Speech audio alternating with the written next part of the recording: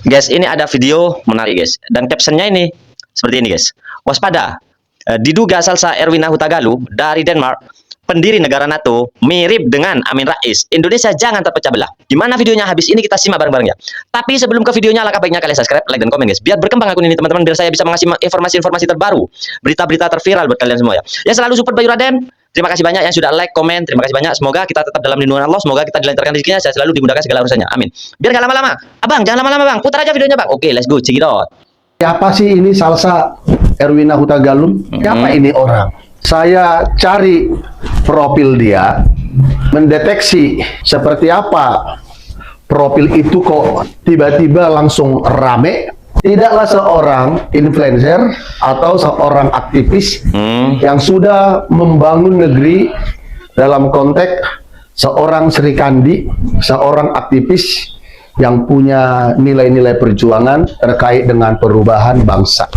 Tapi karena memang situasi pada waktu itu ibarat seperti kelapa, apabila kelapa tidak diambil dari pohonnya, padahal sudah tua, akan jatuh sendiri. Ketika ada sebuah gejolak di Senayan, gedung DPR, ada di sana anggota DPR yang joget-joget dalam keadaan sudah lama bangsa kita, terutama mahasiswa masyarakat, untuk tetap mengajukan supaya segera disahkan undang-undang perampasan aset, supaya pejabat-pejabat yang dimana dia masih juga korupsi dan masih juga ada hartanya di mana-mana, karena yang selama ini yang dilakukan oleh KPK lebih banyak kepada OTT.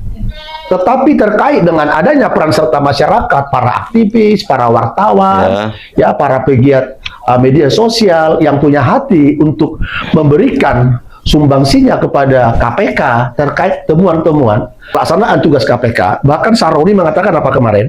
Ya sebaiknya kalau mau KPK nangkap seseorang pejabat publik, kalau dia dari kalangan partai, ya harus izin dulu, beritahu dulu kepada ketua partai. Kalau mau OTT, ini Saroni dari awal sudah diduga ngaco dan ngawur. Makanya saya sering melawan dia dalam sebuah pernyataan-pernyataan dia. Nah, kelapa yang tidak diambil akan jatuh sendiri. Oknum DPR, Sahroni, Napa Urba, Eko Patrio, si Uya Kuya, itu bukan karena Salsa maka dia mendapat tindakan, karena itu pergerakan dari kemurnian Indonesia yang sudah lama berdoa, Indonesia yang sudah lama berjuang, terutama aktivis dan para mahasiswa. Dengan adanya Pak Presiden Prabowo Subianto dalam kepemimpinan sekarang yang tidak melihat segala sesuatu dalam kepentingan politik pribadi, tapi demi nusa dan bangsa, maka dengan adanya gejolak kemarin, undang-undang perampasan aset itu segera akan disahkan. Indonesia akan menjadi Indonesia yang adil dan makmur. Dan Salsa Erwina Hutagalu, dia terkenal karena FYP. Ada banyak di negeri kita ini yang dia adalah ibu rumah tangga berdoa untuk negeri, yang dia adalah mahasiswa, yang dia adalah pejabat, jujur dalam tugasnya, seorang guru SD mungkin, seorang mungkin pekerja ojek online, seorang mungkin pegiat sosial. Tapi siapa yang jujur, yang mendoakan negeri ini, yang membayar pajak, yang cinta damai, dialah yang layak mendapat pujian. Jangan karena kepiralan, lalu ngoceh-ngoceh, lalu nyentil-nyentil, sampai Pak Presiden Prabowo menaikkan pangkat bagi mereka yang terluka berdarah-darah. Dikatakan Pak Prabowo naikkan pangkat mereka ini, bikin dia sekolah. Keberatan Salsa. Anda kan di Denmark, negara yang adalah anggota NATO. Sudah saya cek profilnya Salsa, tidaklah seorang yang bicara di negeri kita, yang dimana kayak saya waktu menyuarakan tentang suara kebenaran, tidak sedikit menteror saya. Saya udah bilang, saya tidak dikawal oleh ribuan pengawal dan tidak mempunyai senjata bela diri yang melekat di pinggang saya atau di tasnya saya, dipegang oleh saya. Tapi Tuhan yang menyertai saya dalam segala perkataan saya. Dan saya menyatakan sebuah kebenaran, menyampaikan nota kebenaran, bukan karena disuruh oleh institusi tertentu, bukan karena dibayar, apalagi dirundingkan, lalu ada sebuah perjanjian. Kalau saya kritisi institusi tertentu, lalu saya dapat uang. Tidak. Saya ini seorang aktivis, punya hati untuk NKRI, di mana saya selalu mengkritisi institusi Polri dalam sebuah kinerja, yang di mana oknum-oknumnya diduga ada sekian orang yang tidak mengerjakan tugasnya dengan baik dan benar, sehingga banyak perkara hukum di tengah-tengah masyarakat tidak jalan.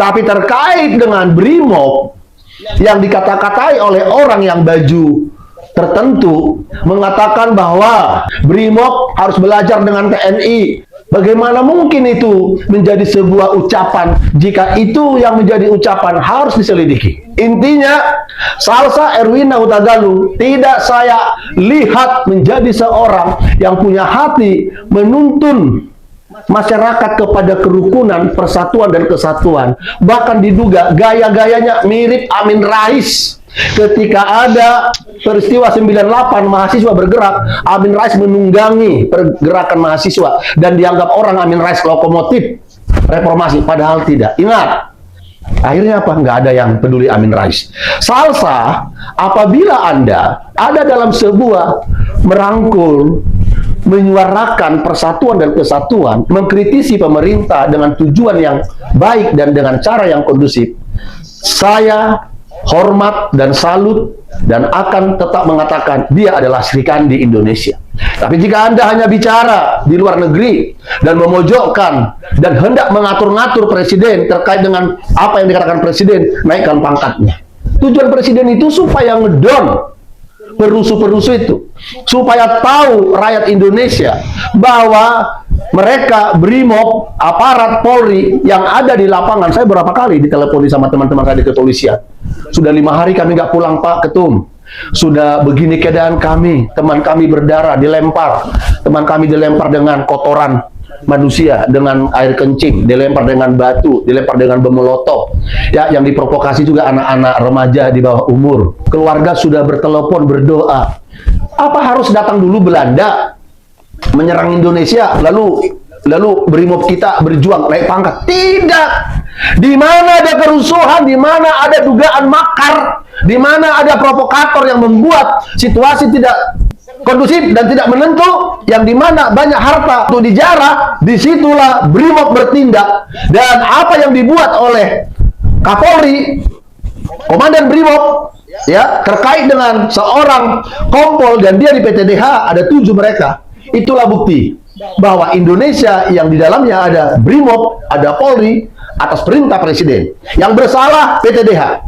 Ada yang pelanggaran berat, ada yang pelanggaran ringan.